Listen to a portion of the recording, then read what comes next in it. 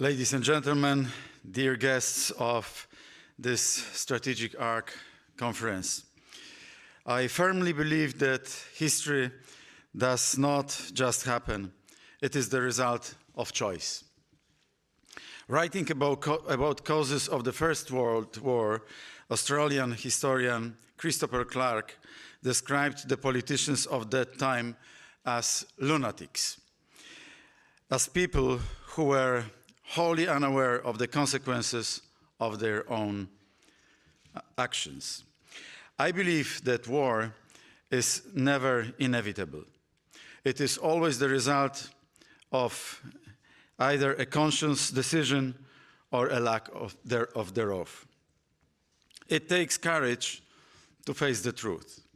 The massacre in Bucha, the murder of civilians in Irpin, the hecatomb in Mariupol. All these events should wake us from our geopolitical slumbers and cause us to cast off our own delusions, our old delusions. But is that enough? I hear there are attempts to allow Putin to somehow save face in the international arena. But how can you save something that has been utterly disfigured? Today, with good reason, we are trying to understand the dynamics of the revival of Russian imperialism and perhaps even its totalitarianism. But we must also be ready to take a good look in the mirror and answer questions about our own identity and strategy in a world once again filled with uncertainty. I would like to thank the Polish Institute of International Affairs for organizing the meeting in Warsaw. It is hard to find a more appropriate place to talk about the future of the West. 100 years ago, a battle took place on the outskirts of Warsaw, which shaped the world order for the following 2 decades.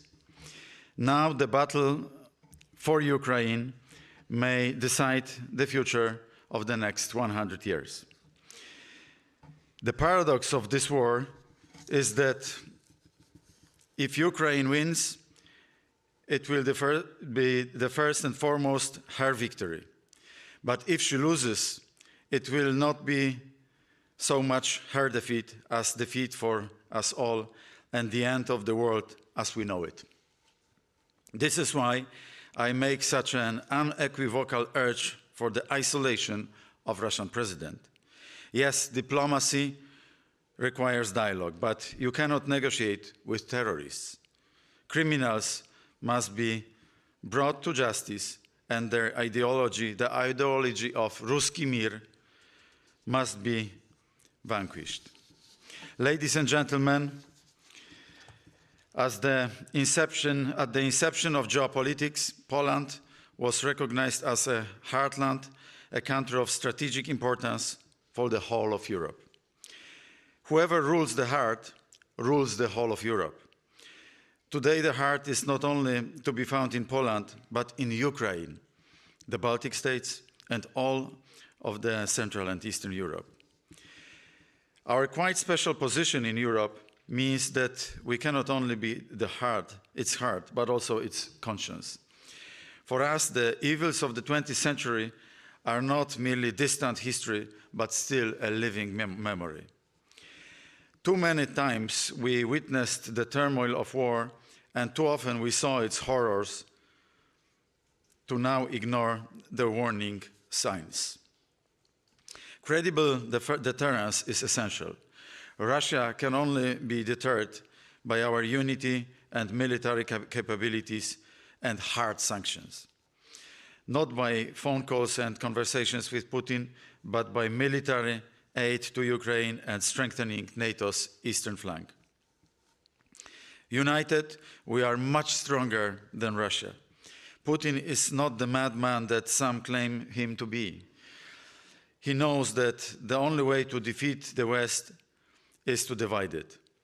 Therefore, as a counteroffensive, we must build a new unity.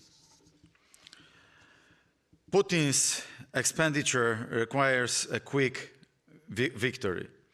Ukraine took away this chance from him, but he still counts on being able to survive the political and economic gains.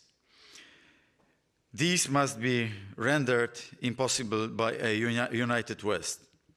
Russia should be punished politically for attacking the European security system, of which it was a co-creator. It is not enough to say that the NATO-Russian Funding Act is already dead in letter. We must officially terminate this act. And also, Nord Stream 1 should be abandoned as soon as possible. But that is still not enough. Permanent Allied bases should be established in the countries of eastern flank. Poland is ready to build such bases, which would station Allied troops on a permanent basis. Russia needs to know that we will not cede even 1 inch of NATO territory. I consider Sweden and Finland joining of NATO as significant strengthening of peace and security in Europe, and serious defeat of the Kremlin. And I want to make it clear that in the event of an attack on Sweden and Finland during their accession process, Poland will come to their aid.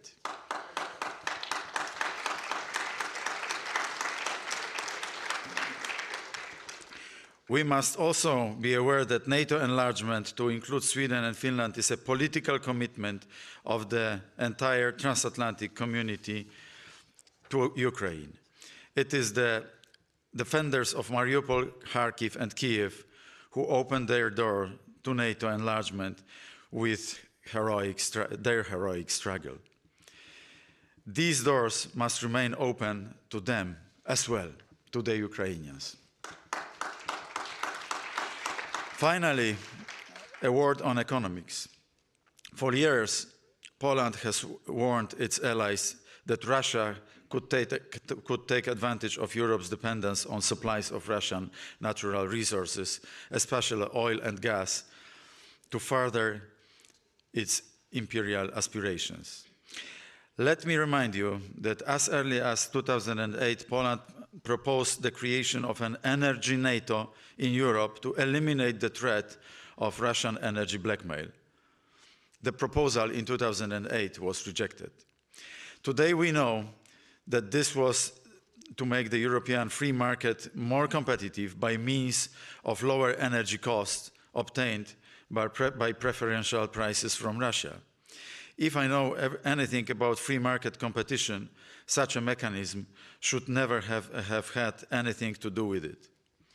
It turned out that Poland was right about Russia's intentions. Fortunately, we implemented our own strategy and we did not believe the assurances that Russia would always be a reliable partner in energy policy. We managed to diversify our energy sources, and today we can help the entire region. By waging war with Ukraine, Russia is using energy to raise the cost of providing Ukraine with aid and generating inflation. We must get this weapon out of her hands. The economy is the other front in the struggle against Russia. Ukrainian soldiers hold the first front with our help. They are overcoming Russian military potential.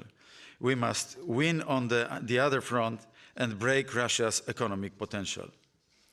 Ladies and gentlemen, we must remember that it is not enough to win the war. We must also not lose the peace. We must make a pact that Russia will never again threaten peace in Europe, and that the price of maintaining it will be paid by those who do not belong to the EU and NATO. The victory of freedom and solidarity over imperialism, nationalism, and colonialism must be our collective achievement. reviving the community of the West, and during martial law in Poland, we proclaimed that there is no freedom without solidarity. Today, I believe that there will be no West without a free and victorious Ukraine. Thank you very much.